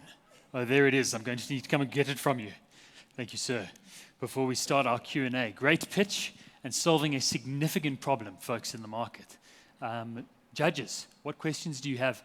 And what I would like to highlight as well, just before you do, is how cool it is to see so many hardware startups, not just software being coded, right, out of the South African base. It's just so super inspiring for us. Judges, go ahead. Thanks, Kuprezo. How do you protect that gadget from being tampered with, removed, broken? So if you want to go and be theft and vandal resistant, there's two things to do. If you've got valuable equipment, you need to protect it. So the first aim was to make this value less than 10 Rand. So you remove the incentive to go and walk kilometers to collect it. Secondly, formal steel cable as well as armor or formal, it's really difficult to remove. We had to remove some on site. I can attest to it takes quite a while. We've got tamper protection inside. It sends an alarm to security forces. And then please don't spread this wide, but there is a GPS inside. If they get it, and they will steal some, we are after getting the value chain, the scrap metal dealers. That's what we want to get. Cut the head of the snake off. That's the aim. There we go. There ain't no way like HisWay, ladies and gents. Yeah.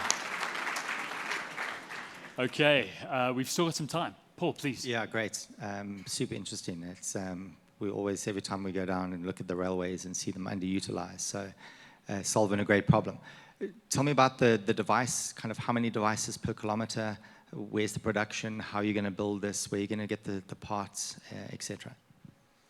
So everything was developed in South Africa by myself and the co-founder. We scaled up to 6 engineers. Currently, we develop and build in our facility in Somerset West. We are currently building automated testing equipment so we can really scale. And sorry, what was your second question? Yeah, so how many of those devices from a rail line per kilometer? And how do you build it at scale? I mean, you talk about, you've got some engineers, but you've got to build a couple of thousand. What happens? We can turn out about 90 to 150 a week, depending on how many people we employ. We can really scale up on production. Regarding kilometers, it depends on the topography of the railway, electrification, etc. Anything from between 300 meters to 2 kilometers, depending on the topography per device. Yeah, one device can see up to 2 kilometers, but there is limitations regarding the railway topology on electrification. Okay, we have 30 seconds. Tian, tell us what does $1 million do for the business? Well, how do you ramp things up with the cash? Well, railway space is expensive. You need to pay to play. So we are funding all the type approvals. In railways, you cannot just go with a half-fair product. You need a perfect product. They need to test it. They need to approve it, and then you can start selling. So we've completed this at Prasa. In the process of going into it with Transnet and in Australia. This is expensive. So funding that is the one part. Secondly, scaling our automated testing and increasing our manufacturing capabilities. That'll be the aim. Clean, short, and sweet. Love it. Ladies and gentlemen, HisWay Labs. Thank you so much.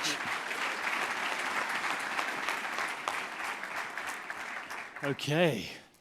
We are down to our final 2 pitches for the evening, ladies and gents, and I trust you are still as engaged as I am. We are in for some exciting ones. Now, we've heard from a business earlier that's making FMCG products accessible to the mass market, but specifically in the energy and cooking gas space, it's a massive problem facing millions of people. And the next business, PayGas, is looking to solve that in a very interesting way. We're going to hear from Natalia in a moment. Here's PayGas. PayGas, improving the access and affordability of everyday cooking gas. In South Africa, 33 million people can't afford upfront gas cylinder costs and rely on dangerous or expensive alternatives like paraffin or electricity. Founded by Philippe Huoblich and Natalia Giampietri, PayGas lets customers top up their gas from as little as 10 Rand as and when they need it. Led by a team with over 3 decades experience across more than 25 African markets, they're unlocking safe energy access for the masses. To tell us more, please welcome co-founder Natalia to the stage.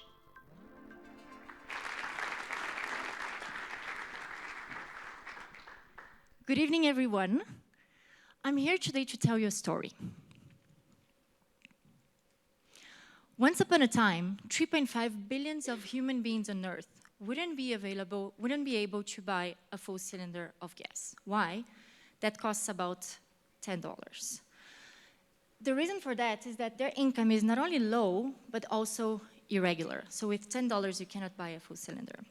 So every day, they would go to the forest and chop some wood, or they would go to the market and buy some charcoal. Or here in South Africa, they would simply go to the supermarket and buy some paraffin, because those dirty fuels are cheaper and you can buy them on partial amounts. One day, a company named PayGas had this brilliant solution. They would develop this technology that could convert the exact amount of gas purchased cashless through a voucher on the equivalent amount of gas to be inserted in the customer's cylinders. So how would that work? Number one, the customer would go to a supermarket till and buy a voucher. Number two, the customers would bring this voucher to the PayGas station, and at the station they would be registered by, both the customer and the cylinder would be registered by the PayGas operator. And number three, our pattern solution would refuel exactly that amount of gas purchased inside the customer's cylinder. This solution was envisioned by Philip. During his MBA at INSEAD, he worked on the blue ocean strategy, which is who are the non-customers of a product and why. And today, the non-customers of gas are the customers that cannot buy a full cylinder. Emmanuel came to the picture to develop this brilliant technology, making it super user-friendly and above all scalable. And when I came to the picture, I actually brought this brilliant idea, this amazing technology, and put them together so we could bring this gas network inside the townships, transforming what was once informal into something that's formal. Because of that, the biggest supermarkets in South Africa partnered with us, being one of them Shoprite, who co-finances our stations. Because of that, today we have more than 400,000 buying customers and more than 55 millions of rands in turnover. And if you look at these graphs, you can see that more than 75% of our transactions are customers that buy partial amounts, which is people that make less than $10 a day. Until finally, I'm here today, and the main goal of PayGas is to actually achieve more than 12 million of customers by building 800 stations. And with that, we already opened a company in Nigeria, in Zambia, lately in Brazil, my home country. And the idea is to, through raising $20 million, our goal is to make the most benefits for everyone by buying gas in partial amounts. Thank you very much. Okay. Thank you so much, Natalia. Now, that is a big ask, but it's very possible, folks. Judges, what questions do you have for the PayGas team this evening? Tell me a little bit about the PayGas stations that need to be filled, kind of CapEx need to be built, CapEx requirements, and the association with the retailers.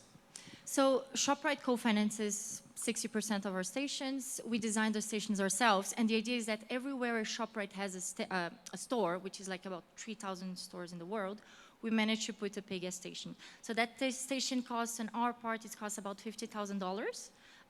So far, we raised all the money, we deployed everything ourselves, but the big idea of raising money is that on every 10 stations, we're able to co-finance two others by ourselves. So it's scalable. Okay. Any other questions? Abu, you had a question?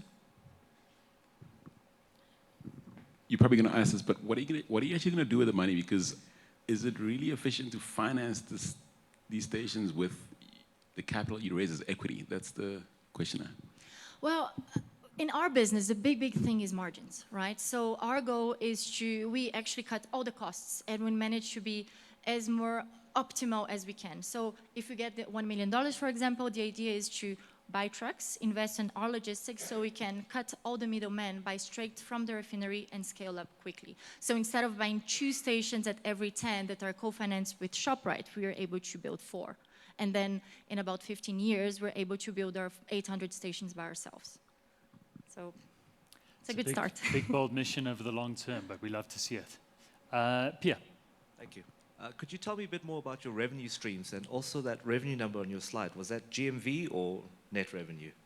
So that's net. That's actually buying customers, and that's just the revenue from gas. We do anything. We're considering selling appliances and other stuff because customers do ask for that. But in the beginning, we're trying to keep it simple and stupid. So for now, we know how to sell with gas. That's the interest of our retail. So that's what we do. But it's completely open to doing other additional revenue streams. Yeah. Okay, we've got 45 seconds. Nico, over to you. Are you active your J-curve yet? And if you're not active your J-curve, what's your critical break point to actually start getting to break even? So if we manage to build more 10 stations, we manage to break even. We're almost there. We have about 6 stations already and building 2 more. So it also depends. So in gas, it's low season, high season. But if we manage to have 10 stations, we're breaking even. Okay. We've got 25 seconds left, Natalia. Why don't you tell us about anything else you would want from the audience, corporate partners, other than the money? Well, yeah, I think the idea here it's really about the impact and how we can make this idea to be diffused worldwide. And yeah, I mean, sorry, I'm out of time. Please go ahead, finish. So yeah, I think the idea of having this impact to the biggest amount of people and enabling them to buy from 10 rands, something that cooking today, it's just envisioned, especially here in Africa, for rich people. It's something that touches us profoundly, so we'd love to do that the more we can. Amazing. Big market opportunity and big impact. Ladies and gentlemen, PayGas, thank you so much. Thank you. Okay, I've got to say, I don't envy our judges one bit. How you score a top 5 here, but we're going to do our very best. Folks, last but absolutely not least, our last pitching business of the evening is literally doing things that are out of this world. I'm very excited to welcome Paul, our next founder up from Solid State Propulsion. Solid State Propulsion, revolutionizing satellite propulsion. Satellites in space need rockets to move around. But current tech is bulky and expensive. This limits mission capability. Founded by Paul Stansell, Solid State Propulsion builds solid-state rocket engines that are compact, use affordable fuel, and deliver better performance than conventional models. With a team rooted in physics and propulsion R&D, they're taking African innovation to orbit. To tell us more, please welcome CEO Paul to the stage.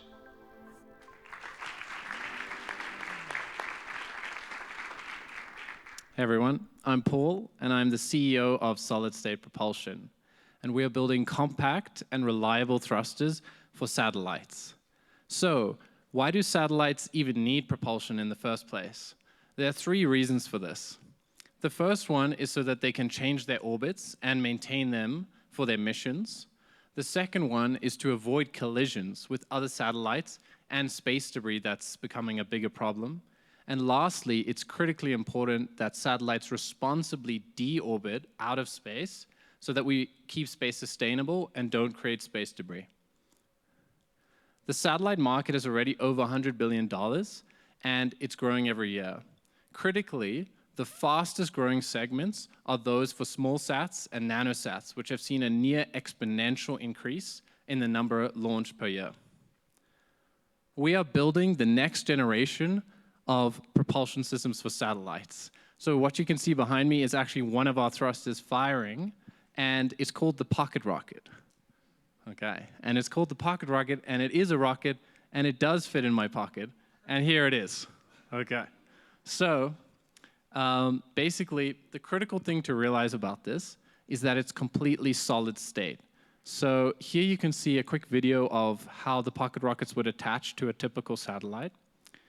And the critical thing to realize is that there are no tanks, pipes, or valves, okay? So this is a critical point. All other propulsion systems typically use either liquids or gases. So firstly, we save a lot of space on board the satellite, which you can see here. And then in addition to that, it's actually much safer to add our propulsion system to your satellite because there's nothing pressurized that can leak or explode. And this has actually killed many, many missions every year. It's a big problem. And we've already sold and shipped several thrusters. So here are 2 of the pocket rockets we sold to a company in Pennsylvania last year. And in January this year, we shipped an advanced version of it to a large aerospace company in California.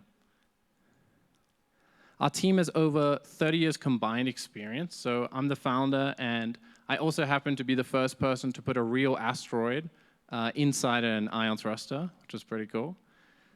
Yeah.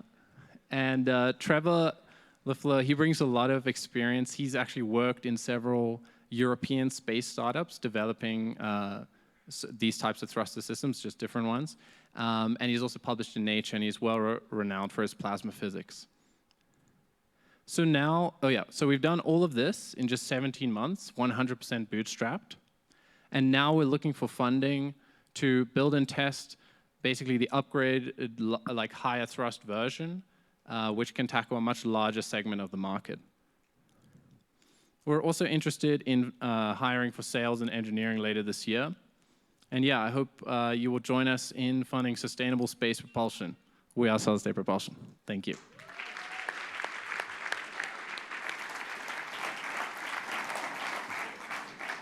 Okay, Paul, the first question is just where do you live, man? Where's your garage right now that this is being done? Is this in Johannesburg? Yes, yeah. And it is actually in my upgraded garage.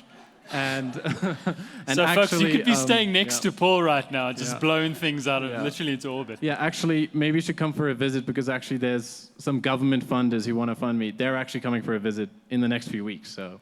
There we go. Maybe not to all of you, but yeah, we don't want to disclose where Paul lives. But fantastic presentation, and I'm just really encouraging to see what's coming out of South Africa, isn't it? Our judges, questions for solid state propulsion. Paul, it was a solid pitch, firstly. Thank you. In fact, it was massively informative. I was scribbling through Google here just to interpret what you were saying to me, so it's like way past my space. Is the one question I got is obviously, if it is such an innovative, dynamic way of doing things, and you started pushing some product to Pennsylvania last year already, why is it NASA on your doorstep? It's a good question. I think the biggest reason is sort of like the innovator's dilemma, and especially in space, people don't want to try new things, even if they're much better. They just want to stick with like sort of what's been done because they know it works. And as soon as you try something new, even if it's really good, there's just risk associated with that. And you'll even see like just a new version of the same computer chip. Companies won't fly it because it hasn't flown yet. So they'll stick with the old version for those reasons, yeah. Any other questions? Paul, over to you. Thanks. Paul, who are your typical customers, and how do you get in front of them? How do you convince them that this is better technology, they should be trusting what you've done here? Yeah, so ultimately we want to tackle pretty much all satellites, but we're starting with the 1 to 100 kilogram range, and starting sort of at the lower end of that. So like I was invited to speak at the Pocket Cube conference, which is a conference on very small satellites, basically under 5 kilograms, and I spoke there, and then that's where we actually met some of our first customers, and then I closed the deal with them. And so basically, yeah, just through conferences and then also online, reaching out, and there are very limited, as you saw from the difference between gas systems and our system, there's basically like almost no other options at that scale, so that's how we're able to reach those clients. Very interesting. Judges, we've got a minute left. And your final bout of questions for the evening, what would you like to say? Yeah, I mean, maybe talk me through some of the risks of the business and kind of the stage that you're in and production and things like that. Yeah, for sure. So I would say the next major hurdle is getting flight heritage. So I think it's like a really impressive feat that we've already managed to sell some thrusters without that flight heritage, because typically in space, as I mentioned, unless it's been on a space mission, no one wants to touch it, basically. So I think the fact that we already sold that is a great indicator of the market validation, and the next critical steps is just fully validating the thrusters and proving them in space, and then once we've done that, I think we'll be able to really sell the product, yeah. Are you prejudiced by being in South Africa? I mean, is this technology typically coming out of some of the more mature markets that have got space programs? Yeah. Sure. Yeah, just quickly on that. Basically, I think because we're a subsystem, we're much less affected. So like I've been, like all different companies in the Western Cape that are doing this, and One of them was trying to sell the entire satellite, and they were struggling because, like often the Americans and Europeans, they want to feel ownership of the satellite. But when you're selling a subsystem, it's just part. We're just putting the propulsion system on the satellite. They still own the whole satellite, so they're much less influenced by that. One last question. Paul to Paul, let's go. I mean, IP protection on this. What have you got in place? How do you protect it? Yes, for sure. So we do have a provisional patent on one aspect of it, but we also just being careful about the IP strategy, because one of the challenges is that if you do patent it, you're basically giving an instruction manual to anyone else, especially like say, in China or something, like their space agency, they might not want to protect a patent if it's much better. So there's critical aspects we haven't patented for that reason. We're just keeping them trade secrets. Cool. I'm going to cut us there, ladies and gentlemen. The deep tech space in South Africa is alive and well. Let's give it up for solid state propulsion. Thank you, Paul. Please.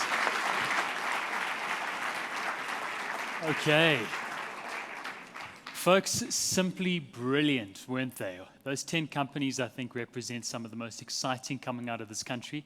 But like I said, we had 300 companies enter, and this is but a handful of the brilliance and potential coming out of SA.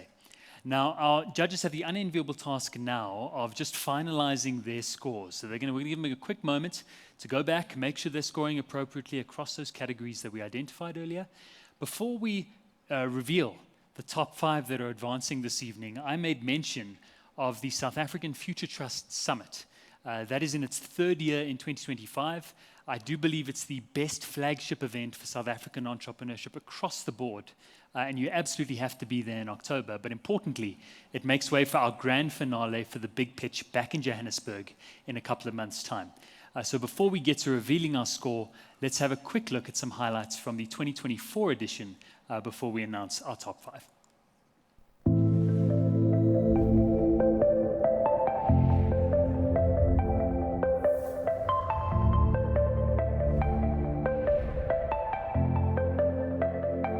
How do we join hands in order to grow the potential of entrepreneurship in South Africa, but also fueling it for the next generation?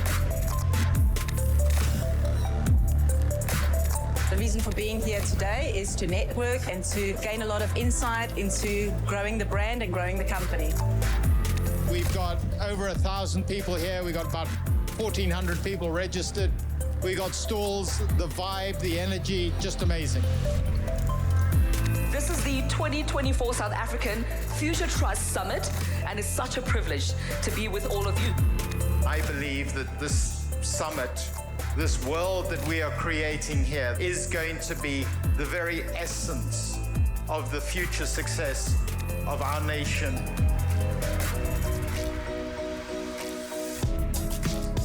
It's been extremely fun to meet other businesses that are in the digital and innovative space, and to just see how many South African businesses are coming up and doing such impactful work.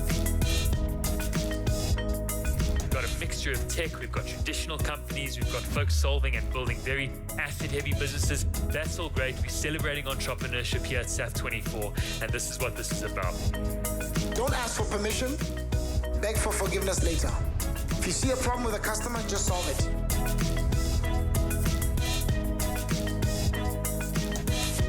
Test things quickly so that we can fail. That's why if we do fail, that would be okay. And of course, have some fun. We recruit from low-income communities. We've got high representation of young women. We train them to be world-class software developers, and we ensure that they become economically active.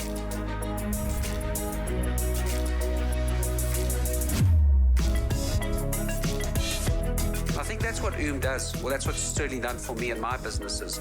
It's packaged a way to understand both the balance sheet and the income statement. The way we think about relationships is it's like building a tapestry. If that tapestry is strong, you literally set yourself up a foundation for which to live your life. There's been no parallel in our history of a general purpose technology with such a low barrier to entry. It means that really the limiting factor here for how this is going to change our lives is really just our imagination.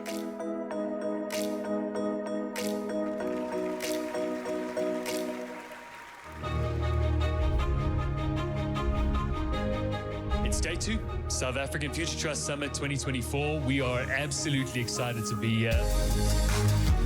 It's actually been amazing so far. The whole experience, I've been learning so much.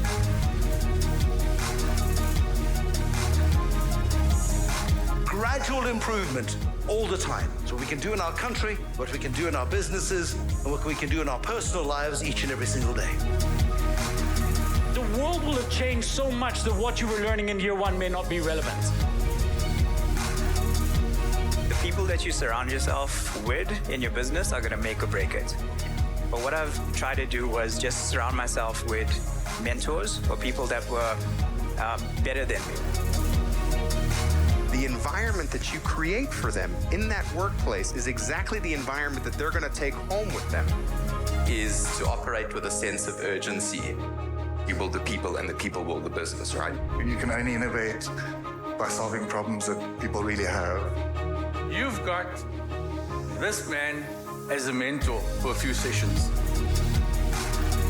Now this afternoon, folks, like I mentioned, 4 wonderful companies who are going to be pitching you and our judges. Our judges are making up to 20 million rand available to invest in a winner of this afternoon's pitch session.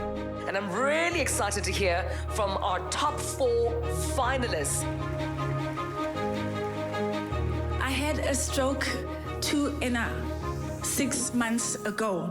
I was convinced that I wasn't going to talk again. The fact that I can talk is a miracle.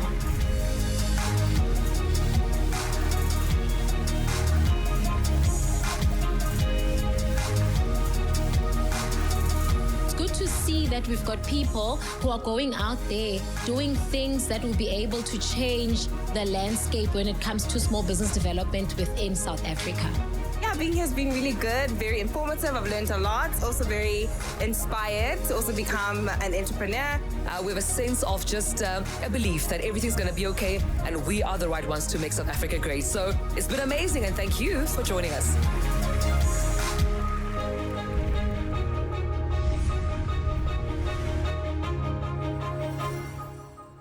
Okay, thank you, folks. That was last year's summit. Yeah. Folks, it's, I must say, it's simply incredible. We get some phenomenal founders of businesses you will know, both in the tech space and non. And certainly on our behalf, to be able to represent the startup space is a great privilege. But what we do every single year now is put on what we call Startup Alley. And I believe that is the flagship expo of the top-tier South African startups from around the country. We're going to have 60 startups exhibiting in this year's Alley. If you would like to know more about that, you're more than welcome to chat to me. But what a great way to not only show off our ecosystem and this potential, but importantly, an opportunity as well for us to engage people that aren't just in the tech space, right? Build that bridge, build narrative, and see the opportunity. Now, our tech team needs 2 seconds to finalize what they've seen there. And so I'm going to ask just 2 of our judges, please, to give some comments. Any comment that comes to mind about just the caliber of what you've seen here this evening and what you're excited about. Any one of you want to say anything, Mr. Jacobs? Yeah, just well done to all the folks pitching and presenting. You know, it takes a lot of grit to take your dream and put your energy in. I'm sure if we had to have a prize for the guys who put in the most hours, you probably get some guys putting in 50, 60 hours a day, because sometimes you have to do a couple of things at the same time. So thanks to all of you who've come to attend, and also a lot of learnings. I sit here as well, make some notes to myself in terms of how to pitch your business, how to get the message across, what's the core message you want to go. It can be quite daunting standing over here, so hopefully a lot of us got some lessons out of their stories, and wish the winners the best of luck. Okay. Okay. Abu, as a founder, very much building and scaling your own tech business. What do you have to say? Look, I mean, I think it's very inspiring what we've seen here today. I think we should just give everyone a round of applause, the guys that were up here for what they're building. I think it's incredible. I'm actually very positive about the future of the country, just from the kind of things you see here today, that actually we don't need the government, we can just build, right? We can just build our way out of this. Okay. And I'd say that, I think keep doing the work you're doing at Startup Clubs. I think it's amazing. And next year when people are pitching, guys, don't say it's AI-enabled all the time if it's not. It doesn't have to be AI-enabled. I think there's lots of stuff that was good that was being built that wasn't AI-enabled. There's just like good old products. Sure. So thanks for that. Great advice. Thank you, Abu. Okay, so I'm confirming with my team at the back there, we're good to go. Okay, fantastic. So ladies and gents, I just want to remind you this evening, we have to advance 5, but you've seen 10 brilliant businesses. Please take the opportunity to make them famous on social media, particularly LinkedIn. Go ahead and engage the founders, see how you can support these respective businesses. We are very, very excited. And of course, this is in no order, but our top 5 businesses advancing to the grand finale, I will ask that we are able to take a photo with all the businesses who pitched this evening on the conclusion of tonight. And we're going to take it from there. So without further ado, and again, no drum roll, we're just going to do this as best as we can. First and foremost, we have Maltento advancing to the grand finale. Well done, Dean. Eager to see more of what you're doing. We have Sonke advancing to the grand finale. Well done, Eben. PayGas made it through to the grand finale. Natalia, thank you. Sense IT, Parent Sense, Meg. And finally, last but not least, VitruvianMD, helping you make a baby. Folks, I'm going to ask you, obviously go and congratulate those 5. It is not a consolation prize for the other 5. These are phenomenal companies shaping the future. I want you to give a final round of applause for our 10 participants this evening. Thank you so much. Amazing. Thank you, folks. Okay, we're going to have those founders join us on stage in just a moment. But folks, quick note to you. If you're a founder in the audience, we want you to apply to the second qualifier taking place in Cape Town. Don't miss your opportunity to be on a platform that can give you great exposure and get some eyeballs on your business. That opens in July. We hope to see yours come through. And then importantly, Startup Club also does more than just the big pitch events. Our next event in Johannesburg is an event that we host every year called Founder Day. It is arguably the most value-adding single-day event where we bring in the top experts and founders. Certainly for this year, the founders of the likes of Superbalist and Takealot.com will be joining us to talk about what it takes to start a business most effectively in the startup space in South Africa. So join us in June for Founder Day. On behalf of myself, my team, thank you so much for joining us tonight. It's not lost on us that you've come out. A final round of applause. Please connect with us outside. Grab a drink. We'll see you next time. Thank you. Thank you, everybody. Thank you.